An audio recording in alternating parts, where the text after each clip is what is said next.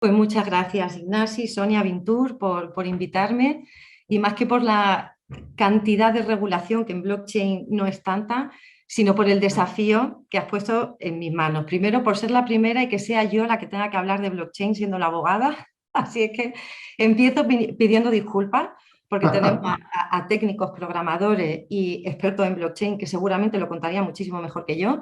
Por otro lado, y para quienes no conozcan lo que es blockchain, quizás sea más fácil que lo perciban de alguien que no es técnico, pero bueno, en perfiles como el mío, en el que tenemos que solventar o lanzar la máxima creatividad posible para redactar contratos dentro de la tecnología, como ya nos ocurre en el ámbito BIM, en el que soluciones como la que tú contabas, bueno, si un IFC es editable, ¿cómo limito mi responsabilidad? Pues lo firmo con firma electrónica, lo deposito y dejo reseñado en el contrato que la responsabilidad se limita hasta la fecha y con el contenido que se representa en una foto fija. Pues esto nos va a pasar igual en blockchain. El desafío es doble. Primero, porque os voy a contar qué es blockchain y espero que lo entendáis. Y segundo, porque no hay una regulación expresa en el sector AECO. Como el criptomundo se desarrolla en el entorno eminentemente financiero, es en el entorno financiero donde han empezado a producirse esas regulaciones, pero además con unos perfiles muy exiguos, o sea, no es una regulación muy amplia. Estamos pendientes de un reglamento, el reglamento MICA, que ya ha pasado su primera fase de aprobación de texto, pero que tendrá que venir. La Hacienda Tributaria sí que se ha dado prisa en considerar que son las criptomonedas para poder recaudar lo máximo posible, pero bueno, el reto es contaros que blockchain, pasar por encima de la regulación, que yo creo que como no estamos en un entorno eminentemente financiero, es necesario conocerla, pero no voy a abundar en ello. Y luego, de manera transversal, lo que me parecía interesante es comunicar que es un smart contract, porque confundimos muchas veces un código de programación con smart contract. ¿Cuándo se considera un smart legal contract? Sabemos que en el mundo tecnológico cada uno tiene su acepción definitiva y cuáles son los desafíos que nos encontramos los jurídicos junto con los técnicos para poder incorporar en un código los acuerdos que queremos regular. Porque hay prestaciones que son fácilmente automatizables y hay prestaciones que quedan pendientes del cumplimiento de condiciones suspensivas o condiciones resolutorias. Esa es la cuestión que nos va a servir a todos los agentes, tengamos el perfil que tengamos dentro del sector AECO, para enfrentarnos en el momento en el que decidamos cómo redactar un contrato con el uso de la tecnología blockchain. Muy Así bien. que no metáis mucho conmigo, luego que me Estamos corrija expectantes. por conveniente, pero vayamos a ver qué es una blockchain. Bueno, pues una blockchain es una base de datos distribuida entre todos los usuarios que forman esa red y que además esa información se almacena en bloques de datos. Para entenderlo fácilmente, pasamos de tener un gran servidor, como pueda tener Amazon o Google, en el que toda la información se vuelca en ese servidor y en caso de que haya un ataque o una pérdida de información nos afecta a todos. En el caso de la blockchain, es una red de nodos o de usuarios con sus computadoras que tienen una copia actualizada de toda esa base de datos a través de un sistema criptográfico. De las cuestiones más importantes que podemos tener en consideración en cuanto a qué es una blockchain, probablemente sea cómo se realiza esa actualización, ¿no? Esa actualización se realiza de acuerdo con los mecanismos de consenso que se determinen en cada blockchain. En principio yo creo que me voy a referir más específicamente a Bitcoin porque fue la primera blockchain y luego ya pasaremos a Ethereum y toda la posibilidad que nos dio para hacerlo en más contras. Pero bueno, la actualización se hace a través de unos mecanismos de consenso que a día de hoy puede ser o por poder computacional, resolviendo fórmulas matemáticas, o haciendo depósito de esos activos que permitan a la red utilizarlo como mecanismo de supervisión. Y a través de las recompensas que reciben los usuarios que realizan ese ejercicio computacional con un despliegue de tiempo y de recursos energéticos y de todo tipo, reciben a cambio de mantener esa base de datos actualizada.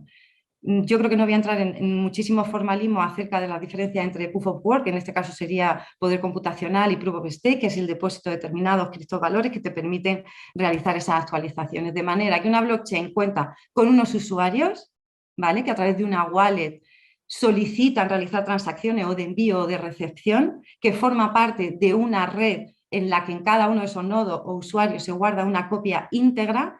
Y esas transacciones, por una cuestión de escalabilidad y de sostenibilidad, en vez de verificarse una a una, se verifican por bloques que a su vez están vinculados criptográficamente, para que no se puedan desvincular y para que cualquier ataque a un bloque de una copia dentro de uno de los usuarios que pueden pertenecer a la red del nodo, pues salten la alarma. En el caso de Bitcoin, ese paquete o ese bloque de información tiene un tamaño de 10 megas y es lo que agrupa las transacciones que se van validando. Y el proceso de minado es resolver una fórmula matemática en la que tengas que verificar un resultado con respecto a una compilación de datos previos y digamos que el que consigue resolver esa fórmula es el que se lleva la recompensa, que son la creación de nuevos Bitcoin en este caso, más los fees, el gas o las comisiones que se cobra a cada usuario por el hecho de participar en una red. La primera blockchain fue la de Bitcoin con Satoshi Nakamoto. El software o la cadena de bloques o el código está programado para que tenga un máximo de número de Bitcoin, porque ellos tenían la filosofía de que fuera una moneda inflacionaria, rollo el oro, y fue como se programó, y el día que se mine el último Bitcoin, Bitcoin no volverá a existir nunca más. Se almacenan las transacciones, es lo único que se puede hacer en esa blockchain, almacenar transacciones, y de momento, bueno, como tiene un problema de escalabilidad, pues se genera un bloque cada 10 minutos. En el 8 surge Ethereum. ¿Qué es lo que ocurre con Ethereum? Que surge una nueva cadena de bloques, una nueva blockchain, que además de almacenar sus propias transacciones siguiendo este mecanismo de cadena de bloques, puede albergar otro tipo de, en este caso, software o códigos, que serían los contratos inteligentes, para depositar otro tipo de token o generar otro tipo de activos digitales. De manera que el smart contract se registra dentro de ese propio software que utiliza esa cadena de bloques para rodar, por llamarlo así, y en paralelo su propia blockchain trabaja para generar sus Ethereum y hacer transacciones más desde el punto de vista, digamos, económico. Hay muchos protocolos, el mayormente utilizado es el RC20, para poder habilitar dentro de esa blockchain pues, lo que son los tokens y los NFT. Tenemos el origen era Ethereum Classic, que trabajaba a base de poder de computación, y ahora con Ethereum 2.0 hemos pasado al Proof of Stake, que es el depósito de cierta cantidad de moneda, que lo que te permite es, dependiendo del porcentaje de monedas que depositas, te permite validar un número de transacciones equivalente a lo que tú estás aportando. Son, bueno, pues sistemas de validación. Dentro del criptomundo, y para entender por qué llego a esto, porque al final la regulación está dirigida única y exclusivamente a cierto tipo de activos, tenemos criptoactivos o activos digitales de distintas categorías, ¿vale? Bueno, todos coinciden en que están, que constituyen o forman parte de un libro digital que está distribuido y que se aseguran con criptografía. Hay muchos otros activos digitales que no utilizan blockchain. Digamos que todo lo que sea blockchain es DLT, pero no todas las DLT son blockchain. DLT, digamos, que es el género, y blockchain es la especie. Pero aquí venimos a hablar de blockchain y es la que, por seguridad y por muchas otras cuestiones, es la tecnología que más se está utilizando dentro de la tecnología distribuida. Y estas criptomonedas pues, se pueden utilizar como medio de intercambio o de pago, como en términos de inversión, o para acceder a un producto, a un bien o a un servicio. Tenemos las criptomonedas o criptodivisas, que son la unidad de valor nativa de una blockchain: Bitcoin para Bitcoin, Ether para Ethereum, Sol para Solana, ADA para Cardano, que son las monedas propias de cada una de las blockchain. Y no voy a insistir en cuál es la diferencia, porque ya lo hemos visto, que carecen de reconocimiento legal como dinero en nuestro ordenamiento jurídico. Hay casos en otros países como El Salvador o otros países que lo regulan de otra manera. Y luego tenemos los tokens, que son unidades de valor que representan digitalmente derechos económicos, de gobernanza, de consumo, lo que ya hemos hablado. No voy a insistir mucho. Y dentro de esos tokens tenemos los de seguridad, que son los que se equiparan a inversiones, los de utilidad, que son los que te conceden, digamos, ese derecho o esa participación en un bien o en un servicio, y luego los NFT, que por contarlo de una manera sencilla, son tokens que no son intercambiables. Tú puedes intercambiar un Bitcoin por otro, puedes perder valor si en el momento sube o baja por la fluctuación, pero un Bitcoin es igual a otro, un Ether es igual a otro, pero un NFT tiene unas características particulares que no permite que sean replicados. Cada NFT es indiscutiblemente diferente. Y ahora llegamos a la regulación blockchain. Como el entorno financiero es donde mayoritariamente se ha desarrollado la tecnología, y además se trata de una tecnología que ha tenido un impacto masivo a través de redes sociales. Ha habido mucha gente que ha ganado mucho dinero y mucha gente que lo ha perdido todo. Hay mucha gente joven expuesta a este tipo de información que piensa que porque un youtuber le cuente que se va a hacer millonario comprando Dogecoin se va, pues eso, a volver rico. Pues al final hubo un surgimiento acerca de todas las ICOs para el lanzamiento de nuevos tokens. Hubo mucho movimiento en el sector financiero y el gobierno decidió que tenía que tomar medidas en el asunto, pero realmente no hay una regulación. La única regulación que tenemos es una circular de la Comisión Nacional de Mercado de Valores que lo que determina es cuál es la publicidad que ciertos tokens, porque solo los tokens de seguridad y no los utility están dentro, digamos, de esta regulación, tienen que cumplir para proteger al consumidor. Pues que la publicidad sea clara, que sea veraz, que ocupe un espacio mínimo la advertencia de pérdida de esa inversión y está dedicada pues, a los proveedores que utilizan publicidad para poder bueno, exhibir su producto, pero están excluidos pues, los NFTs, los white papers, que son los documentos que genera cada equipo que desarrolla una blockchain para contarte pues cuáles son los términos económicos de los tokens, cuáles son los términos de gobernanza, cuál es su hoja de ruta, para qué bueno, se va a desarrollar esa blockchain y cuál va a ser el servicio que prestan. Sin embargo, eso no está regulado, ya se verá con Mica que sí se somete a regulación. Y tampoco está incluido o regulado la publicidad en formación, seminarios, jornada o curso. Es decir, que los criptoactivos, desde el punto de vista eminentemente financiero, que es lo más regulado, no cuentan con una regulación propia. Bueno, ni los financieros ni los de utilidad, como ahora veremos, ni en el ámbito nacional ni en el europeo. Lo único que tenemos es, en cuanto a ICOs, en tokens de seguridad, cumplir con una serie normativa para el lanzamiento de ese mecanismo de financiación y el registro y el Banco de España exige el registro de los exchanges que participen o que operen en territorio nacional, pero no se meten en cuestiones de supervisión, de gobernanza, de seguridad, de transparencia. Simplemente es, tú vas a proveer de servicios de intercambio de moneda, tienes que registrarte. Y esa es toda la regulación que tenemos a día de hoy en cuanto al término financiero, al entorno financiero. Y en cuanto a la regulación europea, pues bueno, estamos pendientes todavía de la aprobación definitiva, que se estima que la recogeremos para el 24.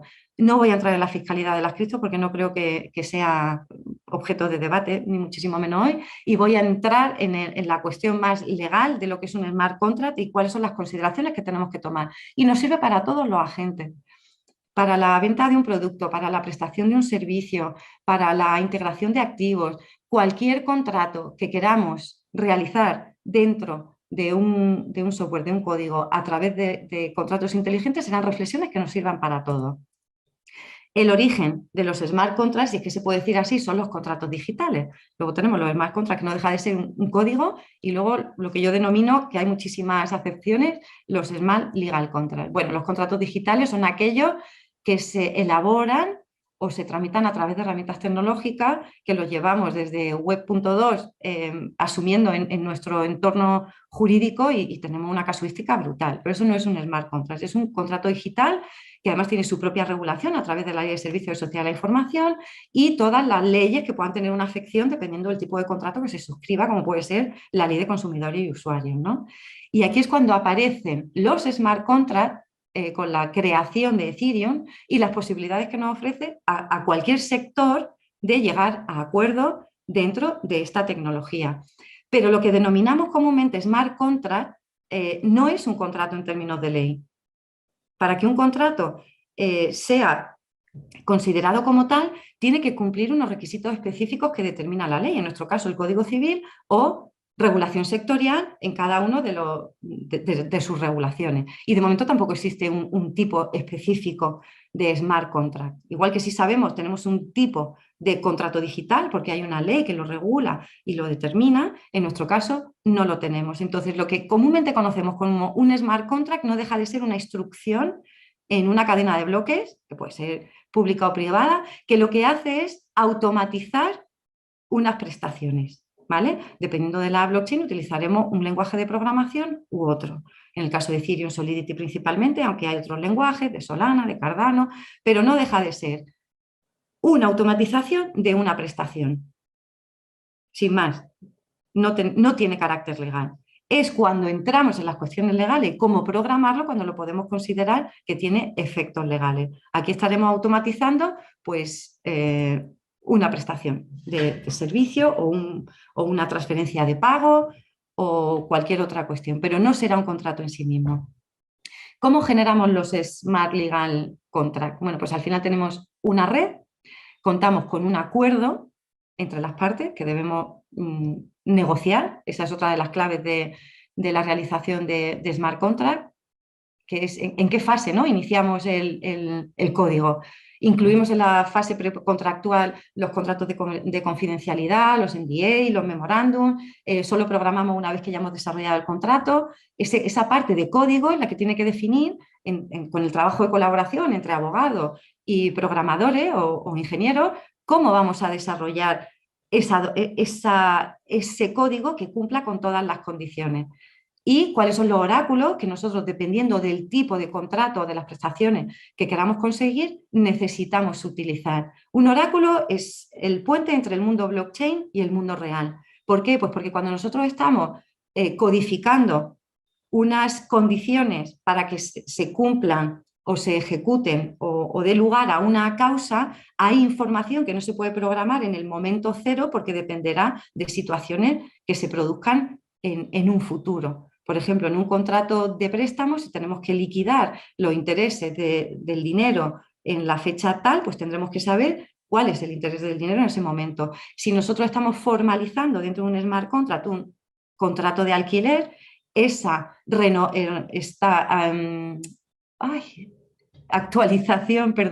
actualización de la renta que se hace de acuerdo al IPC, pues tendremos que saber cuál es el IPC en el momento en el que se tiene que actualizar una renta. De manera que se incorpora esa información en la blockchain. La blockchain puede ser muy segura, pero si no confiamos con oráculos o fuentes de información fieles, podremos estar engañando, entre comillas, a la blockchain, de manera que la elección de esos oráculos y la elección de las fuentes de información, que son las que mantienen actualizada la blockchain para la ejecución de ciertas prestaciones, es muy, perdón, es muy importante.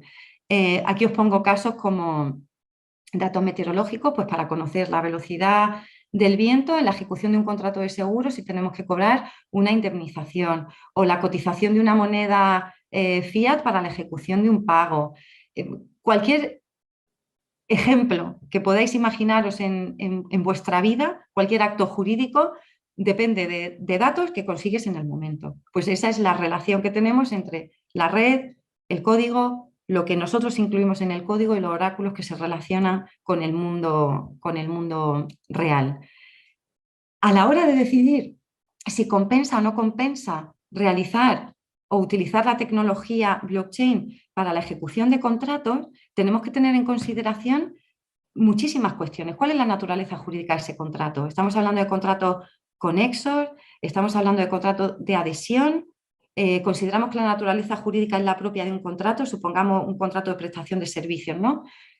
¿Cómo lo vamos a hacer? ¿Lo vamos a programar 100% en la blockchain suponiendo que tenemos la capacidad de presuponer o prever cuáles son todas las circunstancias que se puedan dar durante todo el ciclo de vida del contrato?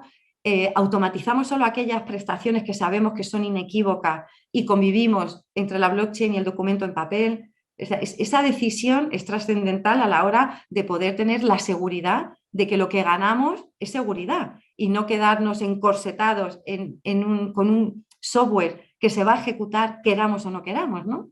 Entonces esa es la primera decisión que tenemos que abordar, ¿no? Y para eso tenemos que tener en consideración que para que el smart contract tenga efectos legales tiene que cumplir con todos los elementos que determina el Código Civil y todas las normas. Y aquí surgen muchas cuestiones, ¿no? Muchos desafíos para la blockchain. Por ejemplo, la capacidad jurídica. Nosotros podemos estar asumiendo o suscribiendo, llamarlo como quiera, un smart chain sin saber cuál es la contraparte, que no es lo suyo. Al final tú vas a negociar con quien conoces, ¿no? Pero supongamos que no tiene la edad mínima para contratar o, como no estamos yendo ante notario, no sabemos si tiene algún tipo de inhabilitación, desconocemos si tiene algún tipo de incapacidad. Bueno, pues, ¿cómo vamos a regular toda la cuestión de la capacidad jurídica o la identificación, porque la blockchain en sí misma se puede autoejecutar, los smart contracts, lo que es el protocolo, sin tener identificación de las partes, que es parte de, bueno, de la filosofía, ¿no?, de la blockchain. Pues en identificación tendremos que hablar también de identificación digital, ver cómo se resuelve el consentimiento, la forma, la legislación exige, por ejemplo, en el Código Civil, el artículo 1280 te dice que cualquier tipo de contrato relativo a derechos reales tiene que elevarse a público. Entonces, nosotros utilizaremos blockchain solo como herramienta técnica para dar soporte y cumplimiento de prestaciones automáticas, o esas son las cuestiones que a día de hoy se presentan, ¿no? Ignasi, no sé cómo voy de tiempo. ¿Vale? Pues 2 minutos más, ¿te va bien? Venga, es que voy muy rápido porque es demasiada información, pero Bueno, bueno. está muy bien, está muy bien. Entonces, tendremos que decidir cuál es la fase o los ciclos de programación que vamos a contemplar, teniendo en cuenta todo lo que ya hemos hablado. ¿Cómo vamos a resolver los conflictos? Porque no todos los contratos se resuelven positivamente. En algún momento puede haber un bloqueo, puede haber una rescisión unilateral, puede que necesitamos, aunque no un tercero de confianza para la ejecución de las condiciones que establezcamos, pero sí para resolver cuestiones que sean sobrevenidas. Pues tendremos que determinar si queremos que haya un arbitraje también digital tipo cleros o queremos someterlo directamente a los juzgados de una jurisdicción. Una firma, o sea, los contratos deben de ser firmados. ¿Cómo incorporamos las firmas digitales? Porque un contrato sin firma no tiene validez legal. Y si incluimos o no, pues este tipo de compensaciones hay que tener en cuenta pues, en los errores de programación, porque toda la información que contenga una blockchain nunca va a desaparecer. Nunca va a desaparecer.